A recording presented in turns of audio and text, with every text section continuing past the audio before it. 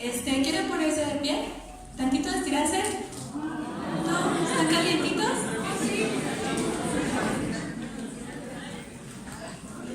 Bueno, sí está bien. Juanito, perdón. ¿Nos ayudas a hacer una reunión? Gracias Dios en esta hora. Gracias porque nos permite Dios estar aquí reunidos. Por tu palabra, Dios bendice la vida de Paloma, Dios bendice las palabras y pone en su boca, Dios, la palabra que nos quieres compartir esta tarde, Dios. Bendícenos a cada uno de nosotros, Dios, que pongamos nuestros oídos espirituales para entender cada una de las cosas que tengas preparadas para nosotros. Gracias Dios en el nombre de Jesús. Amén. Bueno, casi nunca le pongo título a los mensajes o a lo que les comparto aquí, pero en esta ocasión son dos palabritas muy sencillas. Le puse otro nivel. Ya van más o menos entendiendo así de lo que vamos a hablar. Y a veces donde yo trabajo hay clientes que pasan mucho tiempo ahí esperando sus camiones y les ponemos videos y así para que pues estén ahí esperando y no se les salga el tiempo más largo, ¿no? Y dentro de esos videos pues hay un montón, ¿no? Y hay unos que me encanta ver, que son los de los récords o de esas personas que hacen cosas extraordinarias con su cuerpo o de personas que hacen actividades que parecen ser simples o que parecen ser comunes, pero lo que lo hacen de una manera extraordinaria, ¿no?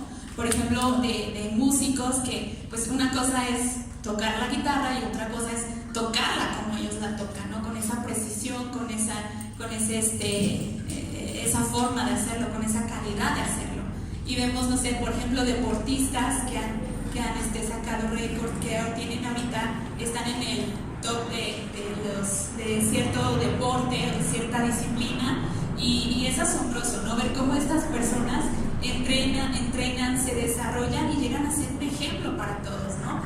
No sé, también los que cocinan, o sea, yo creo que todas las hermanas saben cocinar, pero no es lo mismo como picamos nosotros la cebolla, como lo hacen en esos programas de cocina, los chefs profesionales, como pican todo en segundos, como la forma de hacerlo, y no sé, a mí hasta que el agua se me quema y digo, ese es otro nivel de cocinar, otro nivel de tocar, otro nivel de hacer las cosas. Y algo que tienen en común estas personas, no sé si han visto ese tipo de videos, es que se convierten en ejemplo de los demás. Y hay veces que hay personas que lo siguen y hay personas que están al pendiente de lo que hacen, y el alumno o sus seguidores llegan a superar ese récord. Y entonces se vuelve algo también asombroso, se vuelve algo extraordinario. Quería compartirles esto porque necesitamos nosotros vivir a otro nivel. Si yo les preguntara, recuerden hace 5 años cómo estaban en su vida en general, ¿no? Hemos crecido, hemos aprendido, estamos a otro nivel. No digo que ya lo hayamos alcanzado, como dijo el apóstol, ¿no? Sino que vamos un poquito caminando, vamos un poquito acercándonos a ser el ideal que Dios quiere que seamos. La vida cristiana es una vida que se nos exige, es una vida de exigencias. Por eso muchos discípulos abandonaron a Jesús, ¿no? Por eso cuando Él hablaba, mucha gente lo seguía por los milagros, lo seguía porque les daba de comer, lo seguía por muchísimas cosas, ¿no? Pero cuando Él lanzaba esas predicaciones o esos sermones donde se le exigía a la gente, muchas de las veces quedaba solo, ¿no? En una ocasión hasta le preguntó a sus discípulos, ¿ustedes también quieren irse? Porque la vida cristiana, Cristo nos enseña que se nos va a exigir y tenemos que dar ese rendimiento. No podemos quedarnos en la misma situación, sino tenemos que exigirnos y avanzar a otro nivel. Por ejemplo, en Mateo 5 es el capítulo de las bienaventuranzas, ¿no? Hasta el texto 12, pero a partir de ahí empieza Jesús a enseñar sobre temas que se daban muy común en su sociedad, sobre temas que la gente vivía todos los días y que ellos tenían una percepción de qué hacer, o sea, ellos ya sabían qué hacer. pero Jesús les añade algo. Por ejemplo, en el 21, bueno, está en la Nueva Versión Internacional, su Biblia dice de otra forma, pero dice: ustedes han oído que se dijo a sus antepasados, no mates, y todo el que mate quedará sujeto a juicio del tribunal. Pero yo les digo que todo el que se enoje con su hermano quedará sujeto a juicio del tribunal. Entonces es algo más, les está exigiendo más. Por ejemplo, en el 27, ustedes han oído que se dijo, no cometas adulterio, pero yo les digo que cualquiera que mira a una mujer y la codicia, ya ha cometido adulterio con ella. Es otro poquito, o sea, no solamente es lo que ya entendían ellos como que estaban bien o lo que tenían que hacer, sino es otra exigencia. Dice el 31, se ha dicho, el que repudia a su esposa debe darle un certificado de divorcio, pero yo les digo que excepto en caso de infidelidad conyugal, todo el que se divorcia de su esposa la induce a cometer adulterio, y el que se casa con la divorciada comete adulterio también. Es más exigente, es más de lo que ellos ya conocían. En cuanto a los juramentos, dice, también han oído que se dijo a sus antepasados, no faltes a tu juramento, sino cumple con tus promesas al Señor. Pero yo les digo, no juren por ninguno en este mundo, ni por el cielo, que es el trono de Dios, ni por la tierra, y sigue diciendo ahí, otra exigencia más, ¿no? Ojo por ojo, en el 38, ustedes han oído que se dijo, ojo por ojo y diente por diente, pero yo les digo, no resistan al que les haga mal. Si alguno les da una bofetada en la mejilla derecha, vuélvanle también la izquierda. Y si alguno te pone pleito para quitarte la capa, dale también la camisa. Si alguien te obliga a llevar la carga 1 kilómetro, llévalo 2. El que te pida, dale, y al que quiera tomar de ti prestado, que lo tome, ¿sí? No le devuelvas, no le des la espalda. Entonces, fíjense qué tipo de exigencia, ¿no? Si te dan una bofetada, pon la otra mejilla. Ese es otro grado, ese es, como decimos, otro nivel de madurez, de crecimiento. Y es lo que el Señor nos exige, lo que el Señor nos está pidiendo. Ahora, estas personas que les comentaba yo se convirtieron en ejemplo. Y yo seguí leyendo mi calendario. ¿Quién ya lo empezó? ¿Quién sí ya dijo, ahora sí lo voy a leer? ¿Nadie? ¿No lo volvieron a leer? Bueno, ¿qué les voy a hablar de eso? Y no, bueno, te voy a tener que explicar. Si se hace larga la predicación, yo no sé. Voy a tener que leer todo. Entonces, seguí leyendo y encontré de quién habla ya. Primero de Samuel al final y todo segundo de Samuel. ¿No? De David. Habla de la vida de David, ¿no? Y encontré que este hombre era un hombre a otro nivel. Era un hombre que llegó a ser ejemplo de los reyes. Todo cuando se hace la descripción de los reyes dice, pero no, o sea, hizo cosas buenas, pero no llegó a ser como su antepasado David. ¿Sí? Es decir, como que le echó ganas, pero no llegó a ser como su antepasado David. O dice lo contrario, ¿no? Este hombre se apartó por completo del camino de David. Llegó a ser ejemplo de los reyes que le sucedieron en el trono. Llegó a ser ejemplo de nosotros como iglesia. Llegó a ser ejemplo para el pueblo de Israel, ¿no? Llegó a ser ejemplo, los judíos tienen a David en muy alta estima. Llegó a ser ejemplo de toda su nación. ¿Por qué? Porque era una persona que rebasó los límites, que no se conformó, que no nada más le echó ganas, no solamente intentó, sino que era alguien que se convirtió en un hombre conforme al corazón de Dios. Es el hombre que dice la Biblia, que era un hombre conforme al corazón de Dios. ¿Qué nos dirá esa palabra? Un hombre conforme a su corazón. Y la gente lo decía, Dios hablaba también bien de David. Él no era un título que se puso él solito y que dijo, pues yo quiero que me llamen un hombre conforme al corazón de Dios. No, él se lo pusieron, se lo ganó a pulso con su estilo de vida.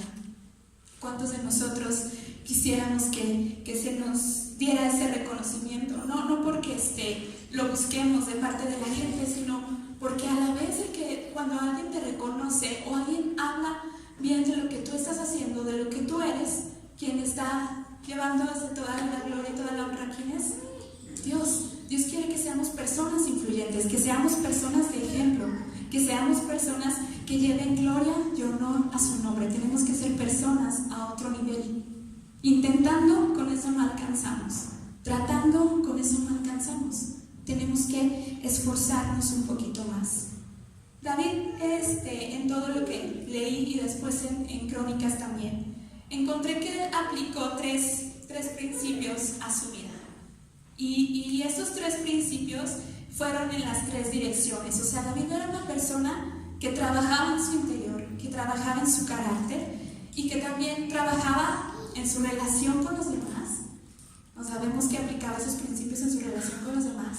Y también vemos que tenía en su relación con Dios algo también muy, muy importante que vamos a ver a continuación. Entonces era una persona que integral, por decir así, estaba bien con Dios, bien con él mismo, a pesar de sus errores, y estaba bien con los demás.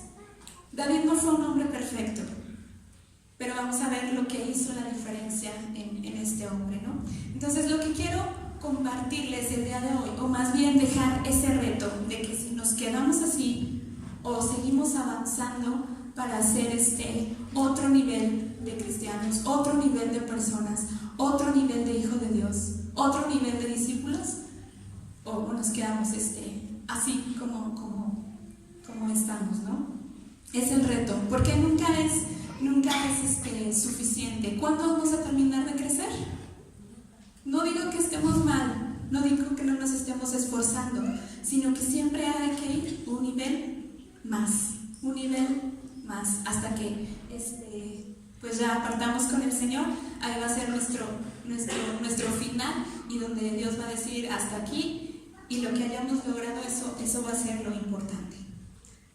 Entonces la primera característica que David trabajó con él mismo fue que fue una persona que se dejó guiar. La instrucción para nosotros es: déjate guiar. Déjate guiar en la palabra de Dios, obviamente. Déjate guiar, déjate moldear, deja que empieza a tomar tus decisiones en base a lo que Dios te pide que hagas. Es difícil imaginar a David, ¿no? O sea, siendo rey, siendo un hombre de un temperamento fuerte, siendo un hombre de un temperamento valiente, dejándose guiar. A lo mejor nuestra mente no lo capta así, pero me asombra ver que a pesar de todas las características o las aptitudes que él tenía ya de nacimiento, ya de su diseño, él aún así pedía la dirección a Dios. Él aún así pedía del Señor, era quien tenía la última palabra. Aún en su condición de rey, vemos todo lo contrario con Saúl. Saúl tomó sus decisiones como él creía que estaban bien, pero David no. David se dejaba guiar. Luego, por ejemplo, cuando va a pelear contra los moabitas y le pregunta a Dios que si van a ir, que si van a ganar, que si van o se quedan. Me impresiona eso. ¿Por qué? Porque David era un estratega militar, era alguien que sabía, alguien que podía contar su ejército, ver las condiciones de su ejército, ver si estaban preparados, ver ahí el terreno y decir, sí podemos. Él estaba entrenado para eso, era un militar. Pero aún así, él preguntaba a Dios, ¿vamos a la batalla? ¿Vamos? ¿Qué hacemos? ¿No? Cuando huye a la cueva de Adulam y están ahí y manda por su familia, y hay una frase que dice ahí que me sorprende también. Dice: nos vamos a quedar aquí hasta que sepa cuál es la voluntad de Dios para mi vida. Bueno, así lo dice en la versión internacional, ¿no? Nos vamos a quedar aquí hasta que sepa cuál es la voluntad de Dios para mi vida. Tenemos que aprender a guiarnos a ser guiados por Dios. Guiar, ¿a través de qué? Pues a través de su palabra. Pero ¿por qué lo ponemos como algo que debemos trabajar, o como algo que debemos pues sí, practicar? Porque es nuestra decisión dejarnos guiar, es nuestra decisión.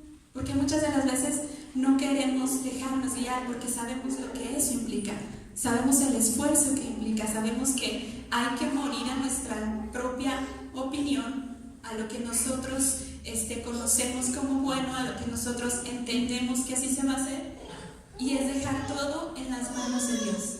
Entonces, guiar es, primero que nada, tenemos que decir no a nuestra autosuficiencia. David lo conocía, David lo sabía, y aún siendo el rey, siempre dependió en todo momento del Señor, teniendo todos los recursos materiales, humanos, todo lo que él pudiera manejar, lo tenía todo. Aún así él dependía por completo de Dios. El depender de Dios es otro nivel, es renunciar a ti para dejarle el paso a Dios. Ahora hay cosas básicas, cosas sencillas que nosotros tenemos que hacer, que no tenemos que pedir pues la dirección del Señor. No sé, David nunca preguntó: Señor, ¿quieres que gobierne tu pueblo? O sea, él ya sabía, lo quiero como rey y él ya sabía que tenía que hacerlo. Nunca preguntó eso era básico. Pero nosotros sí tenemos que distinguir entre las cosas que tenemos que dejar guiarnos y las que ya nos toca por responsabilidad. Pero en realidad es morir a nuestra autosuficiencia. ¿En qué áreas necesitamos ser guiados? Es algo que también debemos determinar, ¿no? Porque a veces creemos que todo está bien en nuestra vida, que todo va caminando, marchando sobre ruedas, pero a veces los resultados nos dicen otra cosa, ¿no? Entonces tenemos que evaluar en qué áreas necesitamos la dirección de Dios. Obviamente una vida devocional, leer, orar. Vean todos los salmos que compuso David. Yo creo que muchos de esos los compuso en su tiempo de oración, de intimidad con Dios, donde Dios le hablaba y él le escuchaba, donde estaba el profeta Natán también estaba ahí para guiarlo, o sea, Dios guiándolo a través del profeta. Pero vemos que David era un hombre de oración, que pasaba tiempo con Dios, y también era un hombre obediente.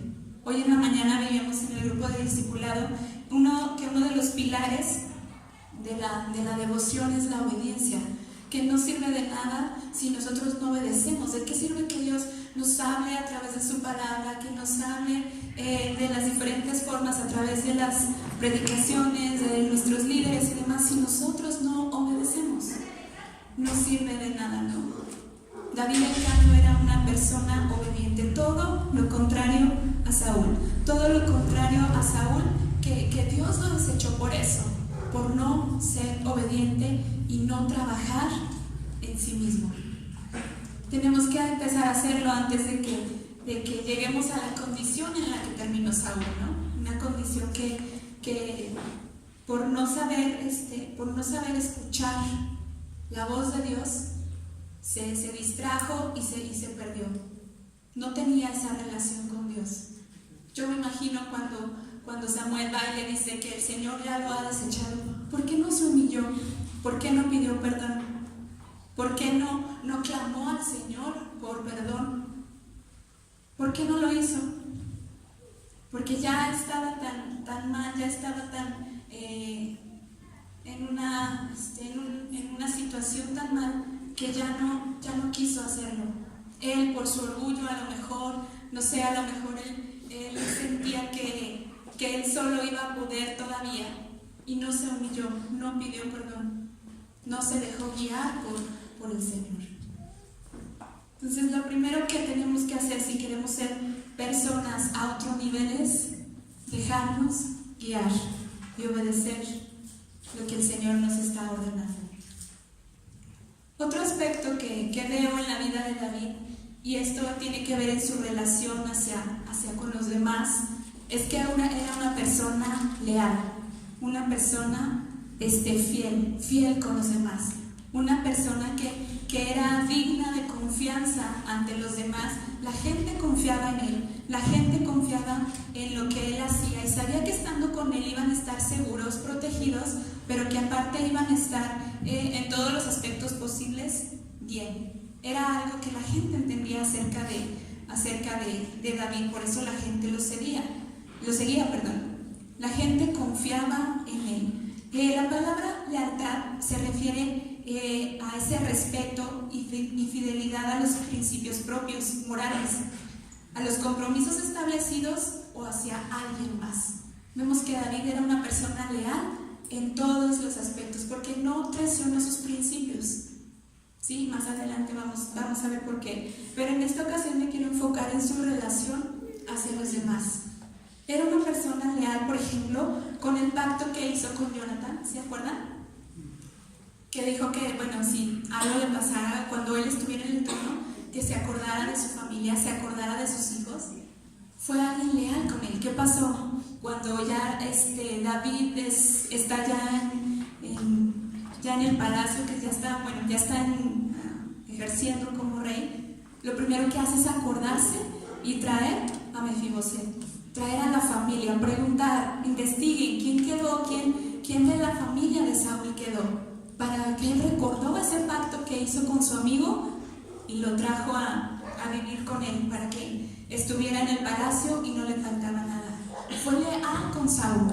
Saúl, quien intentó matarlo, quien lo perseguía, Saúl quitó de conquistar a su ejército, lo quitó de conquistar las naciones vecinas que aún estaban todas conquistadas, lo quitó de hacer eso, que era su función, para usarlo y perseguir a David por donde él anduviera. Lo quitó de hacer su función. Intentó matarlo, se expresaba mal de él, y aún así Saúl lo honró hasta sus últimos momentos. Si ustedes pueden ver en 2 de Samuel, del 1 del 13 al 27, cuando ya muere Saúl y David se entera, le compone un canto a los valientes, a Jonathan y a Saúl. Y David siempre trató a Saúl como el ungido de Jehová. El ungido de Jehová. ¿Ustedes recuerdan qué le pasó al mensajero que le dijo, según él fue muy como queriendo quedar bien, le va a decir que maté a su enemigo, ¿no? Y le dice que pues estaba ahí ya Saúl con su espada y que llegó y lo remató. ¿Qué le pasó? Lo mató también, ¿no? Lo mató. Entonces, porque él era leal, aún a pesar de lo que Saúl le había hecho a David, que no era poco, ¿no? Imagínate, que intenten matarte, pues es algo ya muy, muy extremo, ¿no? Pero aún así él lo honró hasta sus últimos días, llamándolo el ungido de Jehová. Y no permitía que nadie hablara mal de Saúl. Fue también leal con Abigail. ¿Recuerdan la historia de que David iba a pasar con su ejército por el territorio del esposo de Abigail? Y entonces tenía muy mal carácter el Señor y no le quiso dar este alimento. Entonces David se propuso acabar con todos, porque él en algún momento los ayudó. Pero Abigail se entera de eso y va y pide perdón por su esposo y le da los víveres que él necesitaba. Cuando el esposo se entera, le da un infarto y muere. ¿Y quién se hace cargo de Abigail? ¿Quién lo ayudó? David se hace cargo de ella, la toma como su esposa, fue fiel a la persona que lo ayudó. Y el ejército que él reclutó, que eran de endeudados, afligidos, menesterosos, dice la palabra de Dios, también se jugaba la vida por su ejército, también los protegía. Tenemos que este hombre era en extremo leal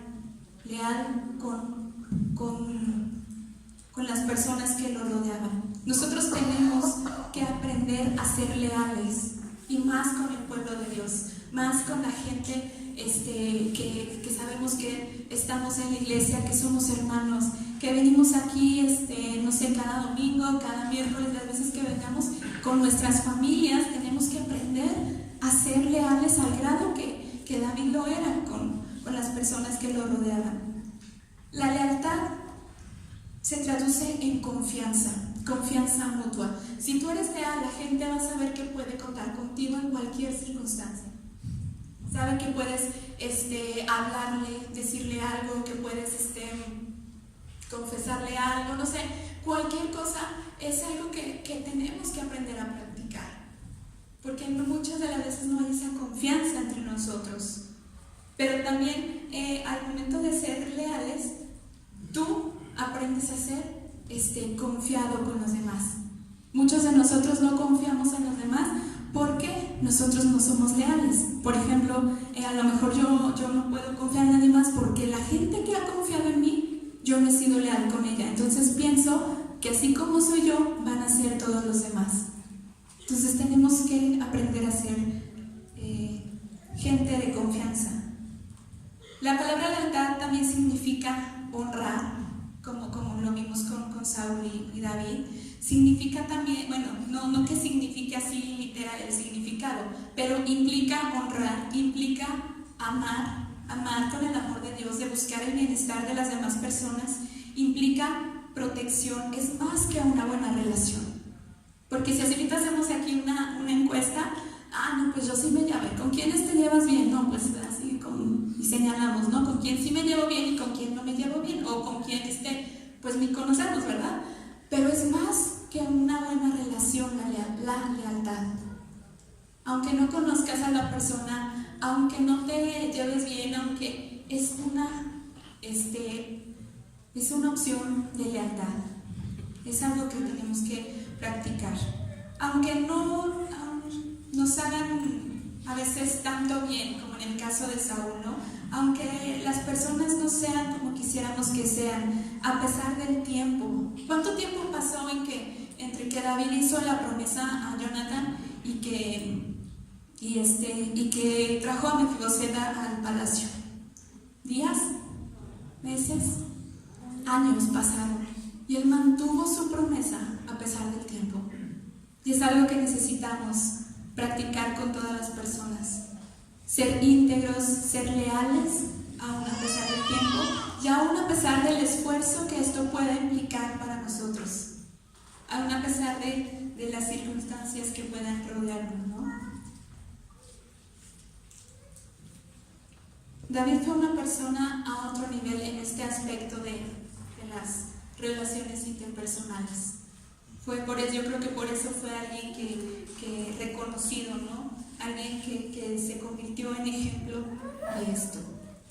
Entonces, hasta aquí llevamos dos características, ¿no? De una persona a otro nivel.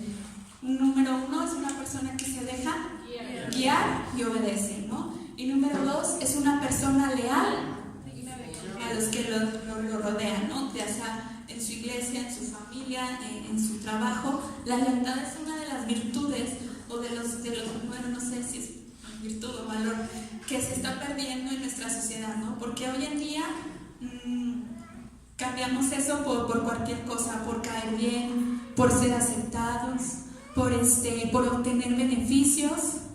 ¿Sí? Si alguien está hablando mal de otra persona, hasta nosotros vamos y le agregamos. Entonces, la lealtad es algo que tenemos que practicar siempre, en todo momento y en todo lugar. Es parte del amor al prójimo. Y otra característica que tenía David es que él le daba a Dios lo que le correspondía. Le daba a Dios lo que le tocaba a Dios. O sea, David era un adorador. Es una palabra que me encanta y que llevo mucho tiempo estudiando un poquito o leyendo sobre esto, porque encontré que adoración es algo que le corresponde a Dios. ¿Qué le puedes dar a Dios que no sea de Él? Si das una ofrenda, si das el diezmo, es de Él. Él nos lo da para que nosotros le demos y compartamos con los demás.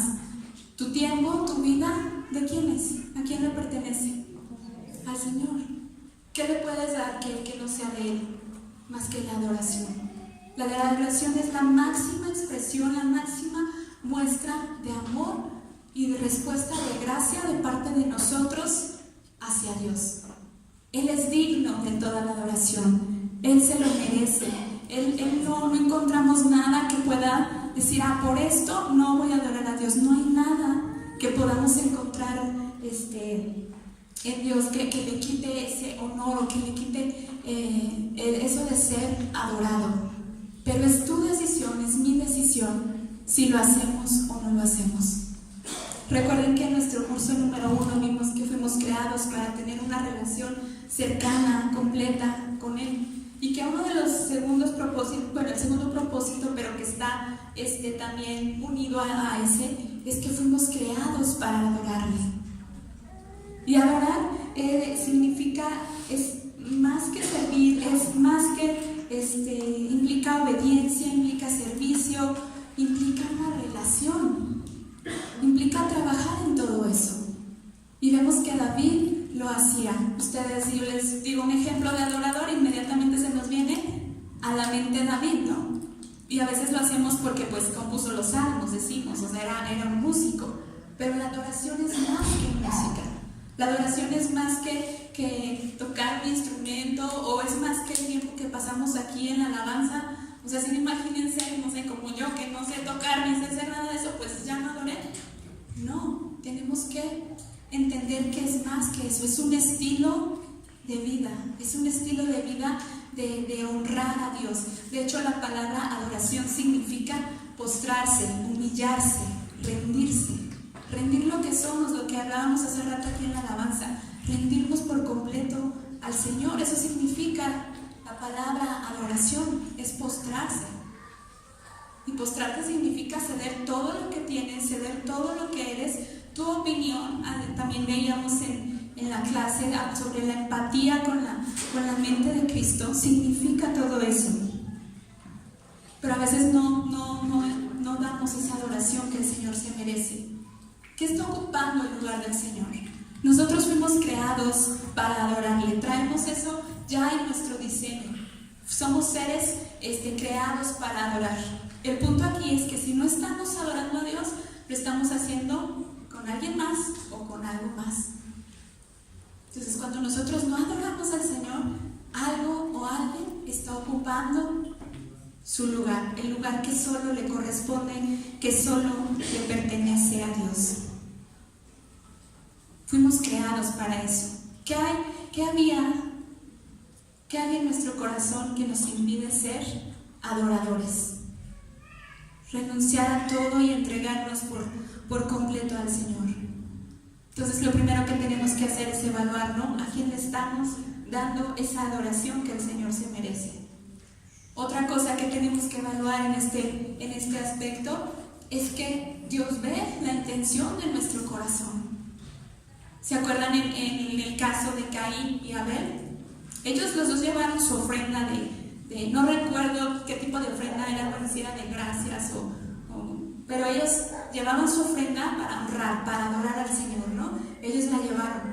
Y al parecer, pues las ofrendas eran iguales, ¿no? O hasta nosotros podríamos ver una mejor que la otra. Pero Dios vio el corazón de Abel y Caín. Dios vio el corazón de ellos.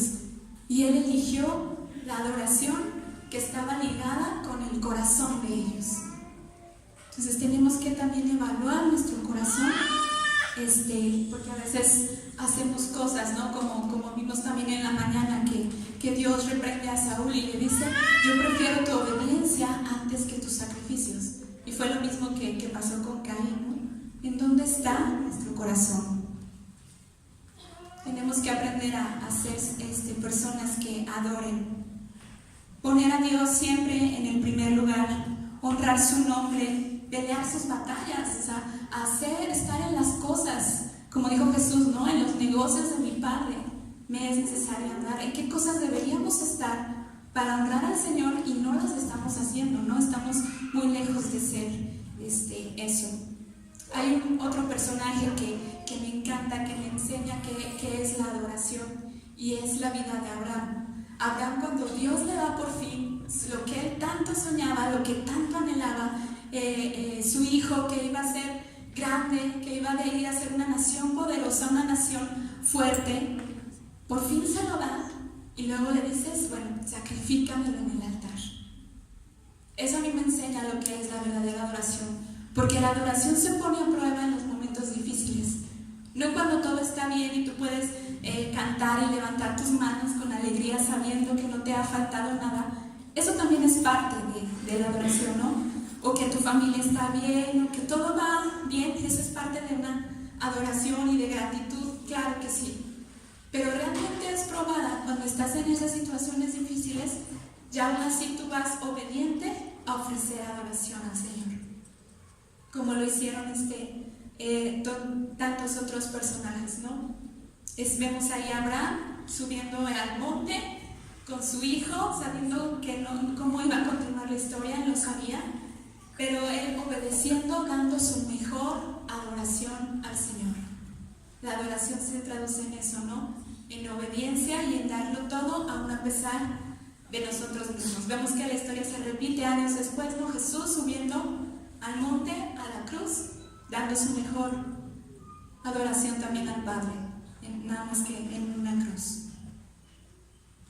Como ven, tenemos muchas cosas en que trabajar. Y en este aspecto de la adoración hay algo que también me asombra. Y es que David fue una de las personas que estaba tan cerca de Dios, tenía esa conexión tan especial con Dios, que él pudo soñar para Dios. Y eso es algo que muchos de nosotros no podemos hacer, tener un sueño para Dios. Porque todos tenemos sueños, ¿no? Si yo les dijera ahorita, de hecho lo iba a hacer, que escribiera en un papelito cuál es el sueño que tú tienes. Y algunos pueden decir, no, pues terminar mi carrera, tener una familia, no sé, tener un trabajo, o incluso cosas como espirituales, ¿no? Como decir, pues, serle fiel a Dios, trabajar en mi carácter, no sé, cualquiera podemos tener diferentes sueños, pero David tuvo un sueño que no era para él, no tenía nada que ver con él. Tuvo un sueño para Dios y fue construir su casa, construir su templo. David no se beneficiaba en nada con construir ese templo. Si hubiera podido quedar ahí como estaba, en la tienda, en el tabernáculo, si hubiera podido quedar ahí el arca del Señor, y incluso hasta le costaba más hacer el templo, ¿no? Le costaba tiempo, le costaban los recursos del reino, pero él tuvo ese sueño para el Señor. Cuando nosotros tengamos esos sueños, esas cosas que nacen solamente en el corazón de Dios y que son a través de la relación con Él, entonces podemos decir que tenemos una adoración a otro nivel. Dios contestó su oración, la oración la petición, el sueño de David, ¿no? Dice, ¿tú quieres hacerme una casa? Pues yo te haré una. Y es cuando ahí Dios le da la promesa a David de que siempre, nunca iba a faltar un descendiente de él en el trono y que iba a prosperar su familia y que todos iban a reconocerla como la casa de David. Como que Dios correspondió a ese sueño, ¿no? Y trajo bendición a la familia de David. Pero aquí lo importante es que David fue el que se atrevió a tener ese sueño para el Señor. Eso es adoración. Cuando estamos dispuestos a invertir todo lo que tenemos y lo que somos para honrar a nuestro Dios. Esto es algo, como puse en el título, ¿no? Esto es algo a otro nivel. Todas estas tres cosas que vimos de déjate guiar, ser leal con los demás y adora, lo vamos a hacer mediante una cosa. A veces yo escucho algunas predicaciones o no sé, algunos mensajes y está increíble porque te explican todo y dices, sí es cierto, pero no te dicen cómo. ¿Les ha pasado? Que entendemos, pero no te dicen cómo hacerlo. En cambio, en esta ocasión quiero regalarles una palabra con la que vamos a lograr eso que tenemos que hacer, es decir, dejarnos guiar, ser leal con los demás y sobre todo convertirnos en adoradores del Señor. Y la palabra es rendirte, rendición. Mientras nosotros sigamos en nuestras fuerzas, en nuestra voluntad, en lo que consideramos que está bien hacer, vamos a seguir siendo a un nivel estándar, a un nivel promedio. Si queremos ser gente a otro nivel, no en relación a los demás, sino gente a otro nivel en relación con Dios, tenemos que aprender a rendirnos.